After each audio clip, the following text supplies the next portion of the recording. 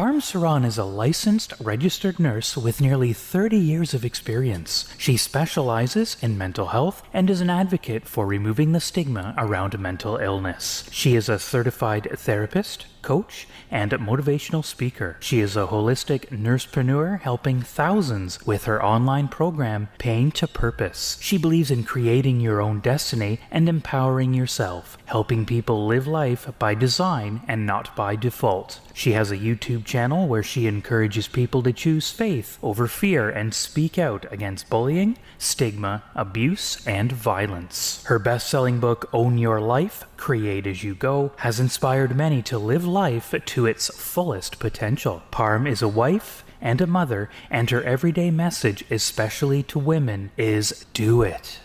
Because your kids deserve a mother they can brag about. She believes you can change your story to change your life and inspires people to do the same. Parm's motive is to help people find their inner power and be the person they are meant to be. Please welcome a voice of change, Parm Saran, and get ready for her show, Grow Your Greatness. Hello everyone, Sat Shri Akal, Namaste, Adab, good morning, good evening. I hope you all are doing great.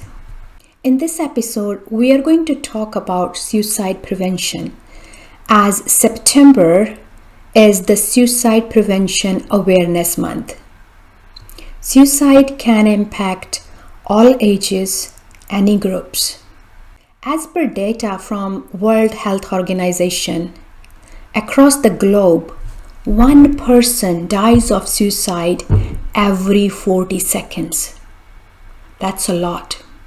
And among Canadians, suicide is the leading cause of death for the ages of under 25 years of age. That's sad. So the awareness month is to impart some knowledge to the communities and give them some skills so that they can recognize the signs in themselves, in their families, in neighbors, and friends, so that suicide can be prevented. There are so many reasons of suicidal thoughts someone may be going through. Major causes to have any mental health challenges, among which depression is most common. But except the mental health challenges, there are other reasons someone might be feeling like ending their life. The reasons could be bullying, discrimination, domestic violence, domestic abuse, sexual abuse, or any type of abuse.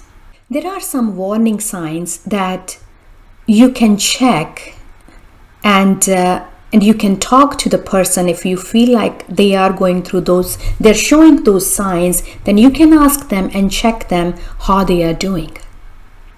Some of those warning signs are, number one, they could be going through really agitated behavior. They might be feeling agitated or anxious or aggressive most of the time, means they are feeling angry most of the time. At that time, you need to ask them what's bothering them and ask them to talk. The other sign could be the person is talking about suicide. Even in joke, they say, I'm going to kill myself, or I wish I was dead, or I wish I hadn't woken up today. Things like that, if someone is saying even in a joking mode, then you should still get it checked. You should still check in with them, how they are doing. If the person isn't responding to your text, they're not responding to your call, and they have withdrawn themselves from social media, you haven't seen them on social media for a while, please check in with them. Just ask them how they are doing, if they need any help. If the person you think is getting the means to kill themselves or to end their life, for example, they're collecting pills for overdose, or they are getting gun or any other weapons, that is a real warning sign that something bad is going to happen. So please report it or check it. If the person is feeling hopeless and helpless, they're telling you that I don't know what to do in life. I don't see myself getting anywhere, or I feel hopeless in life. I can't do anything, nothing is working for me, that means that person is in a low vibration mode. They are feeling low, and they might be going into depression. So that is a sign you need to check with them. Another warning sign can be if the person has increased the use of alcohol or use of drugs. They have started taking countertop drugs, and they are started increased use of any drugs like marijuana or anything else. If they are over drinking or overtaking the drugs, that is a sure warning sign that something wrong is going on with them, that they are not worshipping their body. That means they are not caring for their body. That means they are harming themselves.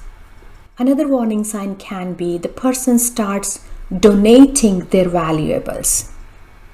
I mean, we all donate our clothes or our things that are old or that we don't use anymore. But if a person starts donating stuff without any logical reason, means they're new stuff and they haven't used it, or they're really valuable stuff and they started donating it, that's a sure sign that person is planning something. Another sign can be the person is having mood swings. Means they are feeling sad or happy at the different times. 1 minute they're sad, another minute they are happy. Their mood swings, they're going high and low between the periods of happiness and sadness, that they need to get it checked.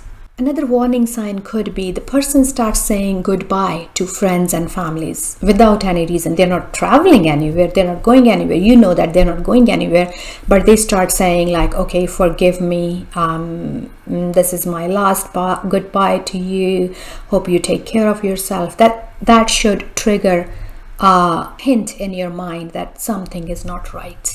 So these are few warning signs that you can keep in mind, and look out for these signs if you think someone from your family, your neighborhood or friend circle is not doing well or not doing good, and you see these signs. Please take them to help. Ask them to get help, or ask them to at least talk to you. And the good news is that it can be prevented. Suicides can be prevented. There are 3 main ways we can prevent suicides. Number 1 is if the person is going through any mental health challenge, they're going through anxiety, depression, bipolar disorder, or any other mental health challenge, or even they are going through substance abuse, substance use, or over drinking and taking drugs, then they can seek help. Then go to your doctor. Talk to your family doctor. They can refer you to the psychiatrist. They can refer you to a rehab center. They can refer you to a drug addiction center where you can get the help you need. And there is no shame in asking for help for any mental health illness. Remember how we go to the doctor running if we feel a pain in our chest, or if we have a migraine and you start thinking, my God, this headache isn't leaving me. Do I have a tumor? Do you remember? Do you know that you get these kinds of thoughts? We all do. And especially when you start Googling them, and Google gives you the strongest diagnosis it can. So when you feel those types of things, you feel chest pain, headaches, migraines, you feel like your body isn't working well, we go to the doctor. And we share it with our families and friends too. We tell everyone that, oh, I had a heart attack, or I had bypass surgery, or I had my kidney removed, or I had my so-and-so done. We share the procedures even with our family and friends. Then why don't we go to the doctor when we have something wrong with our mind? Why don't we tell our family and friends that I feel sad, I feel depressed, I might have anxiety, I might have some mental health challenge? Why don't we do that? Why do we hesitate? We need to break this stigma. We need to break this taboo. If something doesn't feel right, talk about it. It doesn't matter if the thing is about your body or your brain or your mind. It doesn't matter. If it's bothering you, then talk about it. Talk to your close friend, talk to your spouse, talk to your children, or talk to the doctor. Talk about it, because if you talk, the chances are you can get help. And once you get help, that can be treated, and some serious illnesses, some serious incidents like suicide, they can be prevented. Reach out to your support network. Reach out to anyone who you think can help you. Do not hesitate. A moment of hesitation can kill someone. We don't want that. And remember, the way you are feeling today is temporary. It's not going to last forever. If you are having any suicidal thoughts today, know that this is temporary. Talk to someone, get some help, and then that can be treated, that can be cured, that can be prevented. Everything we go through in life is temporary. Nothing is permanent. Everything can be treated, everything can be changed, and suicide can be prevented. And there is this myth that people think that if you ask someone that if they are thinking of killing themselves, that might give them the idea to kill themselves. That's not right. That's wrong. If you think someone is going through some challenges, ask them directly, and asking directly if they are planning to kill themselves can prevent the incident from happening. It can help the person because the person can open up, they can talk, and then they can seek help. And very important thing is to foster emotional intelligence in ourselves and in our children. Teaching our children how to balance our emotions is very important, that most of us lack providing our children. We don't provide because we ourselves don't know how to. Please stop saying to the boys that boys don't cry, boys should be strong, boys don't show tears. And stop telling to the girls that you have to bear everything that happens, that you have to tolerate all the abuse that happens. That's how families work. No, that's not how families work. That's not how marriages work. Abuse is abuse and it should be reported. Abuse is abuse and you should speak up. You should raise voice against it. No matter who it is. Most of the abuses happen from family members, from brothers, from fathers, from sisters, mothers, from husbands. You need to speak up, raise your voice. And remember, it's okay sometimes not to feel okay. You don't have to shy about it. You don't have to feel guilty about it. You don't have to hide it. Having any kind of health challenge, if it's physical health challenge or mental health challenge, it's not a crime. You do not have to hide it, especially mental health challenge. If you have any concerns, talk to your doctor, talk to your family members. And don't tell our children that don't talk about mental illness. Talk about it. Start a dialogue in your families. Teach your children about emotional balancing and try to teach your children how to express emotions. That way, they won't be bottled up inside. Because all the illnesses, they happen because we don't express ourselves in a way we should be expressing. We don't express our emotions. We keep our emotions inside us, and when it gets too much inside us, then it erupts out like a volcano in the form of physical illnesses like heart diseases, brain diseases, cancers, body aches, pains, or depression, anxiety, bipolar. I will talk more about the emotions and how to balance them and how to teach our children how to regulate emotions in another episode. But today, I just wanted to talk about suicide prevention. And please, let's make ourselves aware of it And let's make our family, friends, colleagues, and our neighbors, let's make everyone aware of it. And if you see a sign, report it. If you have a doubt, talk to the person. If you feel in your gut that something's wrong, something's not right with the person, talk to them. Ask them what are they going through, and tell them that you are there if they need any help. And there are so many resources in the communities that you can use them to get the help that you need. There are national helplines that you can call in order to seek help. For example, you can call emergency lines. If you or someone you know is feeling suicidal, if they are having suicidal thoughts, call emergency line. For example, in Canada, here in US, 911. In India, I guess it's 100. Call the lines. Those lines are there to help you.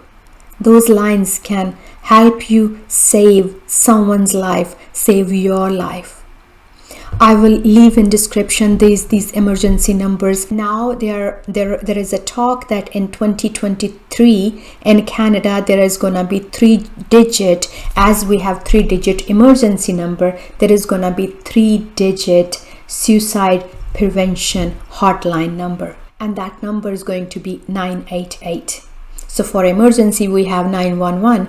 If it's specifically for suicidal thoughts and you need help, then you can dial 988 to get the specific help for that area. Please make it a habit to get some therapy, to get some coaching, to get some help, to get some counseling if you need it. And I must remind everyone that I always say this and I always do this, that I am providing free counseling services to international students. So if you are an international student, if you are feeling a little bit off, that you need to talk to someone, you can contact me. Please share this message with anyone you know, with your social circles. Let's spread awareness. Let's prevent suicides. Let's make this world a happy place. Till we meet again, look after yourself, look after your family members, look after your neighbors. Take care.